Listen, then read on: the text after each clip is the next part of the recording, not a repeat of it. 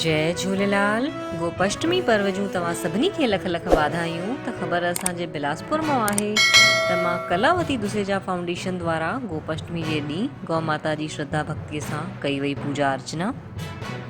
त ममता महिमा कलावती दुसेजा फाउंडेशन जे सदस्यनि द्वारा दयालबंद स्थिति श्री कृष्ण गौशाला में शाम 4 वॻे पहुची करे गोपाष्टमी जे पावन अवसर ते भगवान श्री कृष्ण जी उपासना करे गौ माता के माल्यार्पण करे तिलक लगाए विधि विधान सां भक्ति भाव सां पूजा अर्चना आरती करे श्रद्धा पूर्वक गौवंश के फल हरो चारो गुड़ सुखो चारो खिलायो वियो ऐं सभिनी लाइ सुख समृद्धि जी मंगल कामना करे आशीर्वाद वरितो वियो। फाउंडेशन जा संरक्षक रूपचंद डोडवानीअ ॿुधायनि त कार्तिक माह जी शुक्ल पक्ष जी अष्टमीअ जो गोपाष्टमी पर्व मल्हायो वेंदो आहे। हिन ॾींहुं गौ माता जी विशेष पूजा जो विधान आहे। शास्त्रनि जे अनुसार गौ माता में 33 प्रकार जे देवी देवताउनि जो वास हूंदो आहे। इन लाइ उन्हनि जी पूजा करण सां भक्तनि खे सभिनि देवी देवताउनि जो आशीर्वाद प्राप्त थींदो आहे।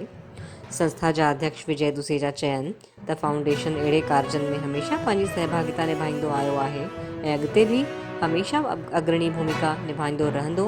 पंहिंजे धर्म सां गॾु गॾु बुजुर्गनि जो बि सम्मान कंदो करणु, सेवा करणु, ज़रूरतमंदनि जी मदद करणु इहो ई फाउंडेशन जो प्रथम उद्देश्य आहे।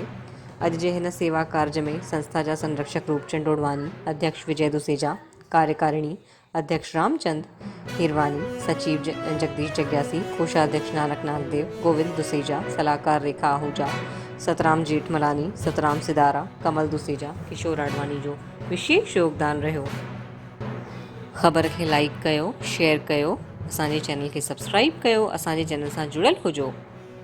जय झूलेलाल।